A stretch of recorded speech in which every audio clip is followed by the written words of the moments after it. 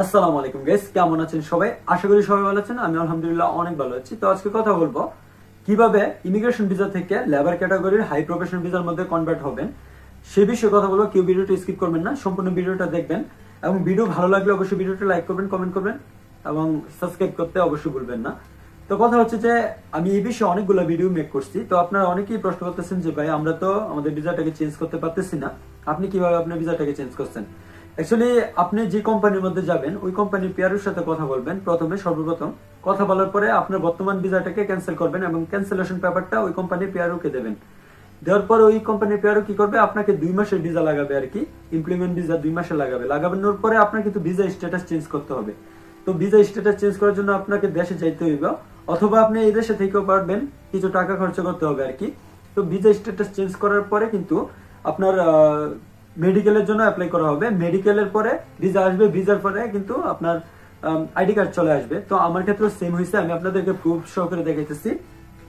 সর্বপ্রথম বলে নেই, আমি হচ্ছে সোমবারে আমার মেডিকেল করছি, এই যে গত সোমবারে যেটা চলে গেছে আর কি, আজকে হচ্ছে শনিবার। তো সোমবারে আমি মেডিকেল করছি, মঙ্গলবারে আমার ভিসা চলে আসছে এবং বুধবারে কিন্তু আমার আইডি কার্ডও চলে আসে। কিন্তু আমার ভিডিওটা মেক করতে একটু লেট হয়ে যেতেছে।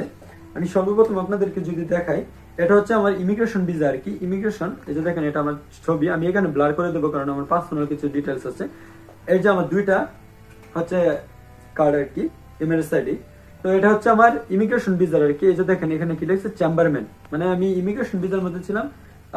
বাংলাদেশের ভিসার সমস্যা থাকার কারণে কিন্তু চেম্বারম্যানের ভিসা লাগাইছিল, যেটা মানে হচ্ছে কাজটা উঠানেওয়ালা আর কি। আচ্ছা, এটা রাখলাম। আর এটা হচ্ছে আমার বর্তমান নতুন এমআরএস আইডি, এটাও আমি ব্লার করে রাখবো যাতে আমার পার্সোনাল ডকুমেন্ট আপনার তো বুঝিনি। তো দেখেন আমার ছবি আছে এখানে, আমার ছবি দেওয়া আছে, সবকিছু আমার ঠিক আছে। প্লাস এখানে কি হাই প্রফেশন ভিসা লাগাইছি, labour category high profession visa, অ্যাকাউন্টেন্টের ভিসা লাগানো হয়েছে কিন্তু আমার এখানে, কিন্তু অ্যাকাউন্টেন্ট লেখা আছে। প্লাস এখানে দেখেন আমি কোন কোম্পানির মধ্যে ছিলাম, আরাবি এলএলসির মধ্যে ছিলাম। আর এখানে হচ্ছে ব্যান্ডম প্লাজা এলএলসি। তো কথা হচ্ছে যে অনেকে বিশ্বাস করবেন না, এই জন্য আমার আইডি সহকারে আপনাদেরকে দেখাই দিলাম। এবং এখানে আমি আমার ভিসা এবং আমার ক্যান্সেলেশন পেপার এবং আমার মেডিকেলের যে রিপোর্ট সবগুলো আমি এখানে শো করে দেবো, আপনারা দেখবেন।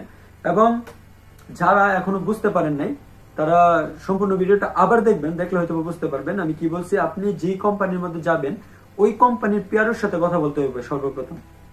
তারপর ওই কোম্পানির পিআরও যখন আপনাকে অ্যাপ্রুভাল দেওয়ার পরে আপনার কি করতে হবে, আপনার ভিসাটাকে ক্যান্সেল করতে হবে।